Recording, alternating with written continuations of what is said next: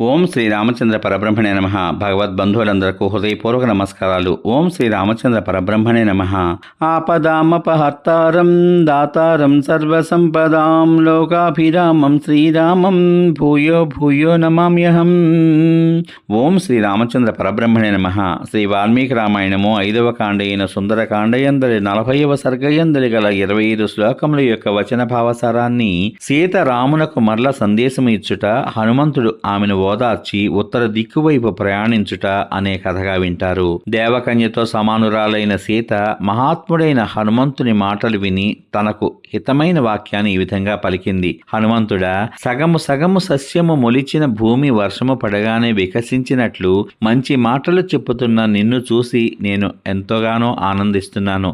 దుఃఖం చేత కృషించిన అవయవములతో నేను పురుష శ్రేష్ఠుడైన ఆ రాముణ్ణి స్పృశించవలెను అనే నాకు కోరికగా ఉంది. నాపై దయచూపి ఆ కోరిక సఫలమయ్యేటట్లు చేయి. హనుమంతుడా, కోపంతో కాకిపై విసరగా దాని కన్నును నశింపచేసిన ఇషీకను రామునకు ఆనవాలుగా చెప్పు అని ఇంకనూ ఇట్లు చెప్పింది. రామా, ఒకనాడు నా నుదుట తిలకము చిరిగిపోయింది. అప్పుడు నీవు మణిశిల తీసి దానితో నా నుదుట తిలకమును ఉంచుటకు బదులుగా గండస్థలముపై ఉంచావు. ఆ విషయాన్ని గుర్తు చేసుకో. పరాక్రమవంతుడవు, మహేంద్ర వరుణులతో సమానుడవు అయిన అట్టి నీవు సీత అనగా నేను హరింపబడి రాక్షసుల మధ్య నివసిస్తూ ఉండగా ఎందుకు ఉపేక్షిస్తున్నావు? దివ్యమైన ఈ చూడామణిని చాలా జాగ్రత్తతో కాపాడుకుంటున్నాను.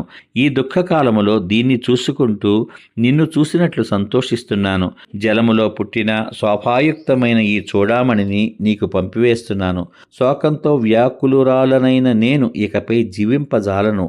నీవు ఏనాటికైనా రాకపోదువా అనే ఆశతో భరింపరాని కష్టములను, చాలా భయంకరములైన రాక్షస స్త్రీల మాటలను నేను సహిస్తున్నాను. శత్రు సంహారకుడవైన ఓ రామా, నేను 1 మాసం మాత్రమే జీవించగలను. అటుపైన నీవు లేకుండా జీవింపజాలను.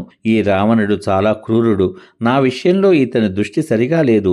నువ్వు ఇంకా ఆలస్యం చేస్తున్నావని తెలిస్తే నేను క్షణకాలమైనా జీవించను. హనుమంతుడు సీత కన్నీడు కారుస్తూ దీనంగా పలికిన ఈ మాటలు విని, ఓ దేవి, నీ వియోగము వలన కలిగిన దుఃఖం చేత రాముడు భోగాదులందు ఆసక్తి లేకుండా ఉన్నాడు.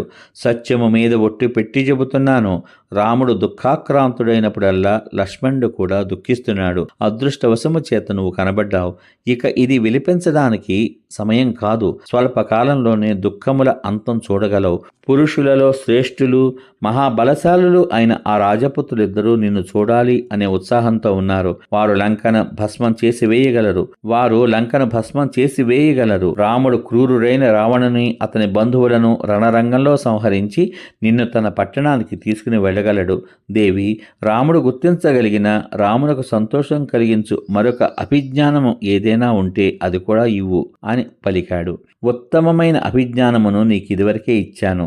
వీరుడైన ఓ హనుమంతుడా, నా కేశభూషణమైన ఈ మణిని చూడగానే రాముడు నీ మాటలు విశ్వసిస్తాడు అని సీత పలికింది. హనుమంతుడు ఆ శ్రేష్టమైన మణిని గ్రహించి సీతకు తలవంచి నమస్కరించి తిరిగి వెళ్ళడానికి బయలుదేరాడు. పైకి ఏరడానికి ఉత్సాహంతో దేహాన్ని పెంచుతూ ఉండగా మహావేగవంతుడైన అతన్ని చూసి సీత కన్నీళ్లతో నిండిన ముఖంతో, దీనురాలై బాష్పం చేత డగ్గుత్తికతో కూడిన కంఠస్వరంతో, హనుమంతుడా, సింహముల వంటి వారైన సోదరులైన రామలక్ష్మణులను, అమాత్య సమేతుడైన సుగ్రీవుని, ఇతరులను అందరినీ నేను కుశలం అడిగినట్లు చెప్పు. మహాబాహువైన ఆ రాముడు నన్ను దుఃఖ సముద్రం నుంచి ఉద్ధరించే ఉపాయాన్ని చెయ్యి. నీవు రాముని వద్దకు వెళ్ళి తీవ్రమైన నా ఈ దుఃఖ వేగాన్ని గూర్చి, ఈ రాక్షస స్త్రీలు నన్ను భయపెడుతున్నారు అనే విషయాన్ని ఆయనకి తెలుపు. నీ మార్గము సుఖకరమగుగాక అని చెప్పింది.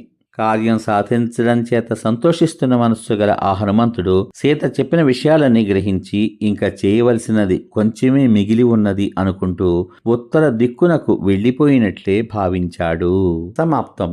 ఇంతవరకు మీరు శ్రీ వాల్మీకి రామాయణము 5వ కాండ అయిన సుందరకాండయందలి 40వ సర్గయందలి గల 25 శ్లోకముల యొక్క వచన భావసారాన్ని, సీత రామునకు మరల సందేశం ఇచ్చుట, హనుమంతుడు ఆమెను ఓదార్చి ఉత్తర దిక్కు వైపు ప్రయాణించుట అనే కథగా విన్నారు. రేపటి భాగంలో శ్రీ వాల్మీకి రామాయణము 5వ కాండ అయిన సుందరకాండయందలి 41వ సర్గయందలి గల 21 శ్లోకముల యొక్క వచన భావసారాన్ని, హనుమంతుడు ఉద్యానమును ధ్వంసం చేయుట అనే కథగా వింటారు. ఓం శ్రీరామచంద్ర పరబ్రహ్మణే నమః. శ్రీరామ రామ రామేతి రమే రామే మనోరమే సహస్రనామ తత్తుల్యం రామనామ వరాననే. ఓం శ్రీరామచంద్ర పరబ్రహ్మణే నమః. సర్వే జనా సుఖినో భవంతు. శుభమస్తు. స్వస్తి.